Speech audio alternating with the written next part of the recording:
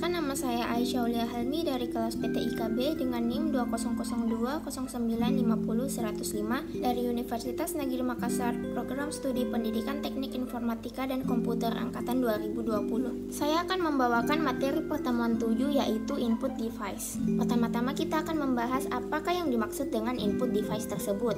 Nah, input device adalah unit yang berfungsi sebagai media untuk memasukkan data dari luar ke dalam suatu memori yang diperlukan. Contoh input device pada komputer atau perangkat input pada komputer yaitu mouse, mikrofon, joystick, dan lain sebagainya. Kita akan membahas satu-satu pengertian dari perangkat tersebut. Contoh perangkat input yang pertama adalah keyboard. Nah, keyboard adalah sebuah perangkat keras pada komputer yang berfungsi sebagai alat untuk input data berupa huruf, angka, dan simbol.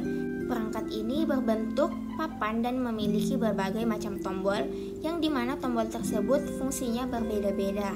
Selanjutnya adalah mouse. Mouse adalah sebuah perangkat keras yang mudah digenggam, umumnya berisi 2 tombol dan sebuah bola atau laser di bawahnya untuk menggerakkan kursor. Nah, fungsi mouse ini adalah untuk menggerakkan kursor, melakukan scroll, klik kiri, dan klik kanan. Yang ketiga adalah kamera digital. Nah, kamera digital ini adalah alat untuk membuat gambar dari sebuah objek yang hasilnya kemudian direkam dalam format digital ke dalam media simpan digital. Karena hasilnya disimpan secara digital, maka hasil rekam gambar ini harus diolah menggunakan pengolah digital pula, semacam komputer atau mesin cetak yang dapat membaca media simpan digital tersebut. Selanjutnya adalah kamera video. Nah, kamera video ini adalah perangkat perekam gambar video yang mampu menyimpan gambar digital dari mode gambar analog. Yang kelima adalah scanner. Nah, scanner ini adalah perangkat keras yang berfungsi untuk mengubah data analog atau kertas menjadi data digital. Nah, scanner yang dikombinasikan dengan printer akan menjadi mesin fotokopi berukuran kecil. Hasil scan biasanya berupa gambar atau file PDF. Kemudian yang selanjutnya adalah kamera CCTV. Nah, CCTV menggunakan kamera video untuk menampilkan dan merekam gambar pada waktu dan tempat dimanapun perangkat dipasangkan. CCTV adalah singkatan dari Closed Circuit Television yang menyeratkan victimisasi sinyal buatan tertutup atau tersembunyi. Selanjutnya adalah barcode reader atau yang disebut juga sebagai barcode scanner. Nah, alat ini alat yang berupa gagangan dan berisi laser berwarna merah untuk memindai barcode. Fungsinya adalah untuk memindai barcode. Barcode ini adalah kode garis-garis yang biasa terdapat di kemasan sebuah produk swalayan atau gudang perusahaan. Tujuannya adalah untuk mempermudah kasir menghitung total belanjaan dan mempermudah karyawan untuk mengecek isi gudang. Selanjutnya adalah webcam. Webcam adalah sebutan bagi kamera real time yang gambarnya bisa diakses atau dilihat melalui www atau yang disebut dengan World Wide Web. Nah, program instant messaging atau aplikasi video call yang memasukkan hasil data rekaman dan dibentuk dalam format digital. Selanjutnya adalah optical mark reader atau OMR. Adalah perangkat membaca tanda pensil bulatan yang di-scan dalam bentuk kompatibel NCS bentuk seperti survei atau jawaban tes. Kemudian ada yang namanya CD-ROM drive. Nah, ini adalah sebuah perangkat keras di dalam komputer yang berfungsi untuk memutar dan membaca piringan CD. Kemudian DVD-ROM drive adalah sebuah perangkat keras di dalam komputer yang berfungsi untuk membaca atau memutar piringan CD atau DVD.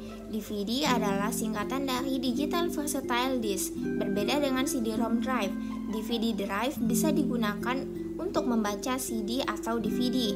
Namun kata ROM, Read Only Memory, baru bisa digunakan untuk membaca CD atau DVD. Dalam artian belum bisa digunakan untuk menulis atau memburning data ke kepingan DVD atau CD.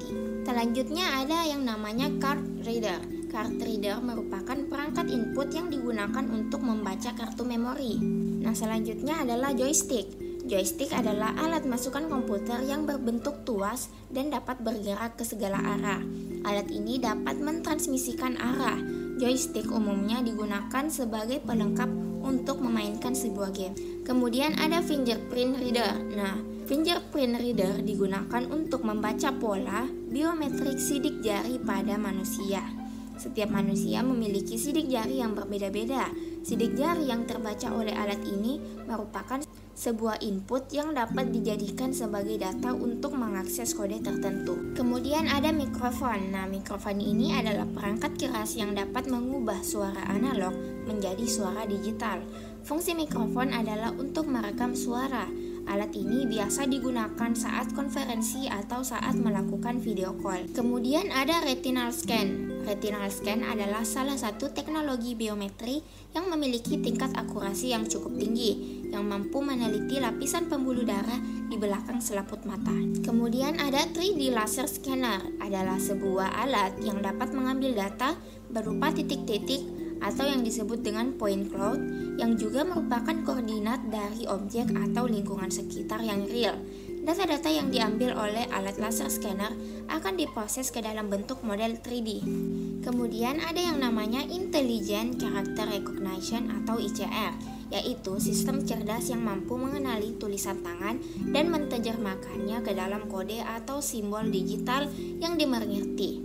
Selanjutnya adalah CT scan atau computed tomografi, adalah pemeriksaan pencitraan tubuh menggunakan sinar X untuk membuat gambar rinci dari bagian tubuh dan struktur dalam tubuh. Yang terakhir adalah MRI scanner atau Magnetic Resonance Imaging, adalah sebuah alat pemindaian yang menggunakan magnet dan gelombang radio untuk menghasilkan gambar organ dalam dengan sangat jelas dan detail. Alat MRI scan berbentuk seperti tabung besar yang dikelilingi oleh magnet. Magnet tersebut akan menciptakan medan magnet yang kuat dan kemudian akan mengenai sinar yang berasal dari gelombang radio. Hal ini menghasilkan sinyal yang dideteksi oleh bagian penerima pada MRI scan untuk kemudian menjadi gambar yang terlihat pada komputer. Sekian penjelasan dari saya, kurang dan lebihnya mohon dimaafkan. Wassalamualaikum warahmatullahi wabarakatuh.